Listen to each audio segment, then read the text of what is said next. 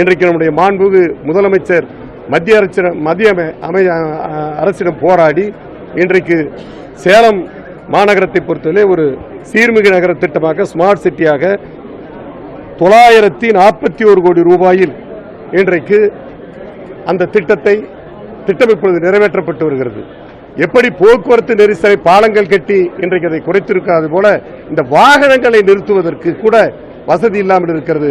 அந்த சீர்மிகு திட்டத்தின் மூலமாக இந்த multi store car parking place அதெல்லாம் கட்டப்பட்டு கார்கள் எல்லாம் சாலையிலே நிறுத்தப்படாமல் அந்த கார்கள் பாதுகாப்பாக அந்த மல்டி ஸ்டோர் அந்த கார் பார்க்கிங்கில் நிறுத்துவதற்கான அந்த வசதிகளும் ஏற்பாடு செய்யப்பட்டிருக்கிறது.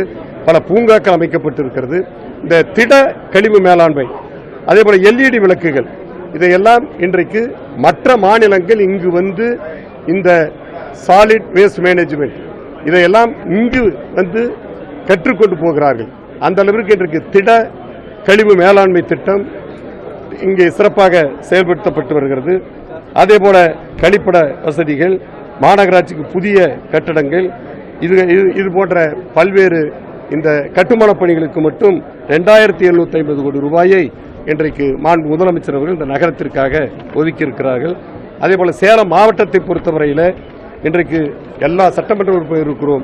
எல்லா தொகுதியிலும் எங்கெங்கு பாலங்கள் தேவையோ, எங்கெங்கு சாலைகள் விபத்துகள் அதிகமாக இருக்கிறதோ, எங்கெங்கே ரயில்வே கேட்டுகள் இருக்கிறதோ அத்துணை இடங்களிலும் இன்றைக்கு பாலங்கள் அமைக்கப்பட்டிருக்கிறது.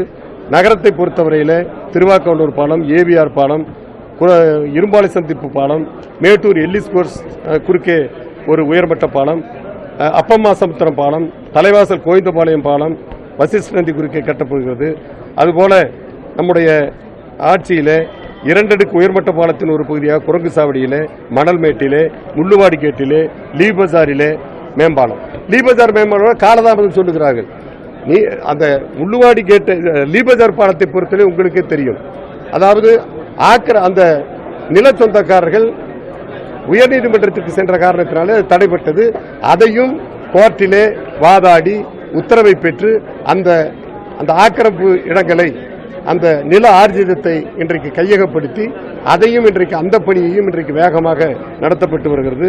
அதேபோல தொலசம்பட்டி பக்கத்திலே ஒரு உயர்மட்ட பாலம், கொங்கனாபுரம் நரிவேட்டு பகுதியிலே ஒரு உயர்மட்ட பாலம், ஜலகண்டபுரம் சின்னம்பட்டி சாலையிலே ஒரு உயர்மட்ட பாலம், முத்தநாயக்கம்பட்டியிலே உயர்மட்ட பாலம், மகுடஞ்சாவடியிலே உயர்மட்ட பாலம், தாரமங்கலத்திலே உயர்மட்ட பாலம், கந்தம்பட்டியிலே உயர்மட்ட பாலம், அதேபோல அரியானூரிலே உயர்மட்ட பாலம், ஆத்தூர் அம்மம்பாளையத்தை பாளையம், புழுதிக்குட்டை, அயோத்தியாப்பட்டினம் ஆகிய இடங்களிலே பாலம், கள்ளிப்பட்டி ரயில்வே மேம்பாலம், ஏற்கனவே சொன்னது போல அரியானூர் மகுடஞ்சாவடியிலும் அந்த மேம்பாலம், முத்திரையப்பட்டி ரயில்வே மேம்பாலம், தொலசம்பட்டி ரயில்வே மேம்பாலம் ஆகிய இப்படிப்பட்ட பணிகள் எல்லாம் இன்றைக்கு அதாவது சாலைகள் விரிவுபடுத்துகிற பணி, பாலம் கட்டுகிற பணி, புதிய சாலைகள் அமைக்கப்படுகிற பணி, இப்படி சாலைகள் வசதி, பாலங்கள் வசதியை பொறுத்தவரையில் இன்றைக்கு சிறப்பாக இன்றைக்கு சேலம் மாவட்டம் ஒரு முன்மாதிரி மாவட்டமாக இருக்கிறது என்பதை நீங்கள் எல்லாம் நிச்சயமாக அறிவீர்கள். அந்த வகையில்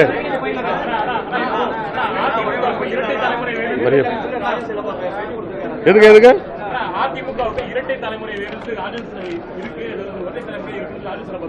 அதாவது இந்த வெறுவாய்க்கு அவல் கிடைச்ச மாதிரி இந்த பத்திரிகையாளர் மீடியாக்களுக்கு இது ஒரு பரபரப்பான செய்தியாக இருக்கிறது. இதிலிருந்தே நீங்கள் புரிந்து கொள்ளலாம். சொல்றேன் அதுதான் இது இவ்வளவு வளர்ச்சி பணிகளை சொல்றேன். ஒரு தேவையில்லாத ஒரு கேள்வி கேட்கறீங்க தான் எனக்கு அர்த்தம். இருந்தாலும் கன்சல்டேட் பண்ணி சொல்லுறோம்ல, கன்சல்டேட் பண்ணி சொல்லுங்கள. சரி சொல்றேன். இருந்தாலும் அவருடைய குற்றச்சாட்டை சொல்றேன். இல்ல அவரு எம்பியுடைய குற்றச்சாட்டுக்கு பதில் சொல்றேன். அதே மாதிரி அதாவது இதிலிருந்தே நீங்கள் புரிந்து கொள்ளலாம். அனைத்து இந்திய அண்ணா திராவிட முன்னேற்ற கழகத்தை பொறுத்தவரையில் ஒரு மக்கள் இயக்கம். அதில் இருக்கிற தொண்டர்களுக்கு ஒவ்வொருவருக்கும் கருத்து சொல்லுவதற்கு உரிமை இருக்கிறது. அந்த உரிமையை எங்களுடைய முதலமைச்சர், எங்களுடைய ஒருங்கிணைப்பாளர் கொடுத்திருக்கிறார்கள். எனவே அவர் அவருடைய கருத்தை சொல்லி இருக்கிறார். எனவே இருக்கட்டும்.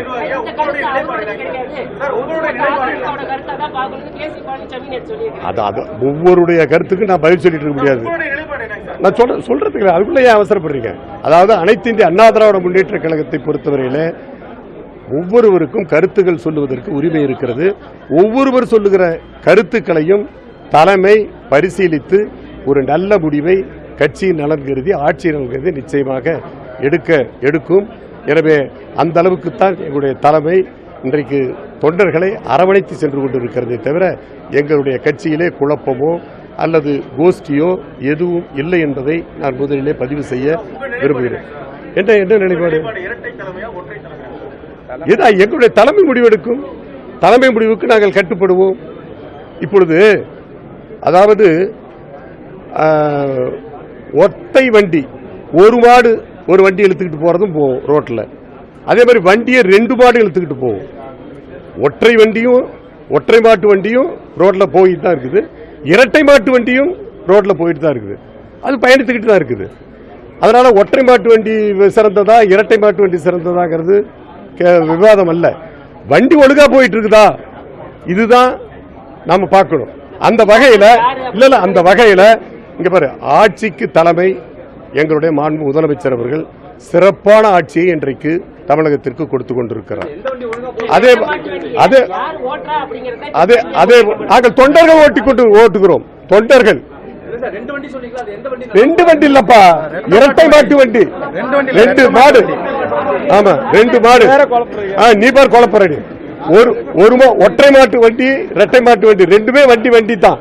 2 பேர் ரோட்ல போற வரைக்கும் நல்லது தான். அதுல ஒண்ணு எந்த இதுலயும் இல்ல. அதான் சொல்றேன். ஆட்சியை பொறுத்தவரையில மாண்பு முதலமைச்சர் அவர்கள் ஆட்சியினுடைய தலைமையை ஏற்று ஆட்சிக்கு தலைமையேற்று சிறப்பான ஆட்சியை அம்மாவுடைய ஆட்சியை அம்மாவுக்கு பெருமை சேர்க்கிற வகையில மக்களுக்கு பலனளிக்கக்கூடிய வகையில பல்வேறு திட்டங்களை அம்மா தொடர்ந்த திட்டங்களை அம்மா தொடராத திட்டங்களை கூட இன்றைக்கு செயல்படுத்தி வருகிறார் மக்கள் நலன் கருதி.